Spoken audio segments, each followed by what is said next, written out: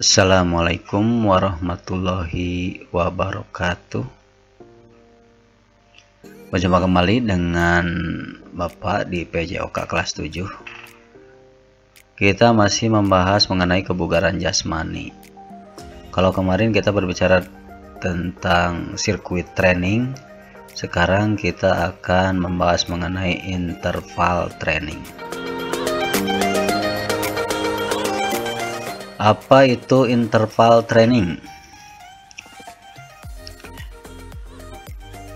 Interval training atau latihan interval adalah serangkaian latihan fisik yang berulang-ulang dengan diselingi pengurangan intensitas atau tempo ataupun penurunan intensitas latihan. Interval training juga diartikan sebagai rangkaian latihan yang diselingi istirahat di antara ulangan yang dilakukan. Ciri khas latihan interval ini adalah adanya periode waktu tertentu untuk menurunkan intensitas latihan atau adanya istirahat sebelum melakukan pengulangan kembali. Kalau kemarin kita membahas mengenai sirkuit training, ada pos-posnya. Sekarang ada jeda atau ada selingan istirahat atau penurunan intensitas sebelum melakukan latihan berikutnya. Oke, seperti ini bagannya. Di sini bisa kita lihat, di sini ada low intensity atau intensitas. Ya. Ini yang high. Jadi ada yang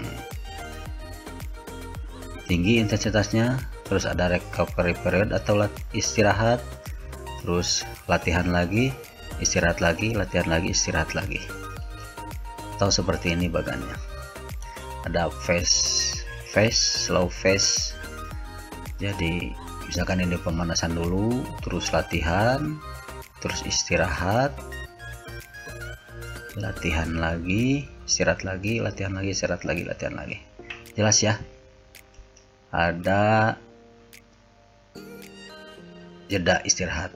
Nah, sekarang kita bahas dulu ini, apa itu intensitas latihan.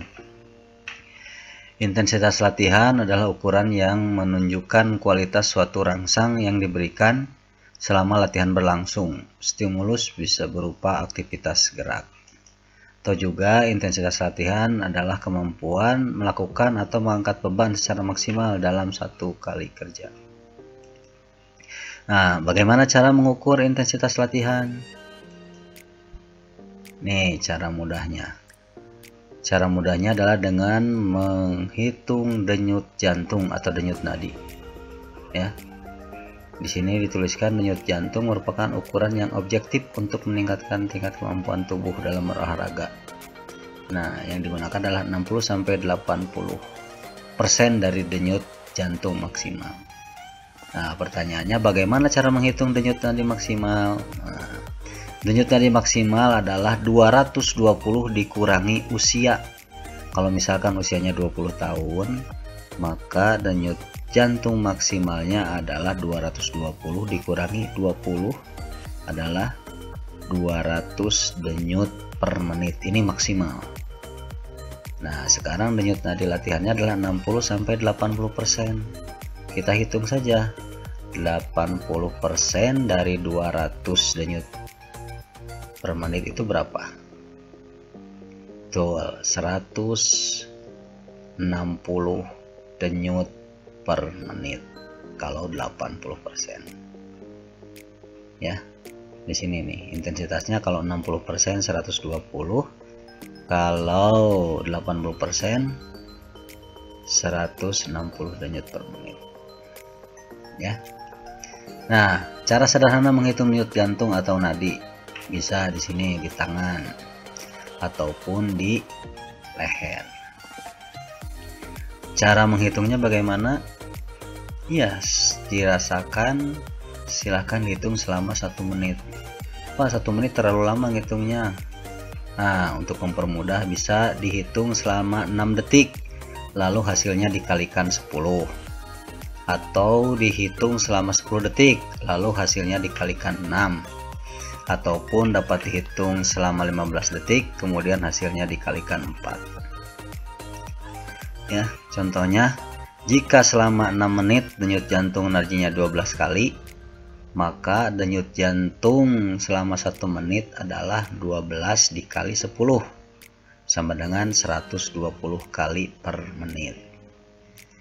Jika selama 10 detik denyut jantung nadinya 15 kali, kalinya berapa kalau 10 detik? Dikali 6 ya, 15 dikali 6 90 kali denyutan per menit. Oke, itu cara menghitungnya ya. Sekarang kita akan kembali ke latihan interval. Manfaat latihan interval. Yang pertama, dapat membakar kalori dan lemak lebih cepat. 2. Meningkatkan kapasitas dan daya tahan tubuh. 3. Meningkatkan metabolisme dan membantu mendapatkan lebih banyak asupan oksigen. 4. Tidak diperlukan alat khusus, jadi cukup sederhana.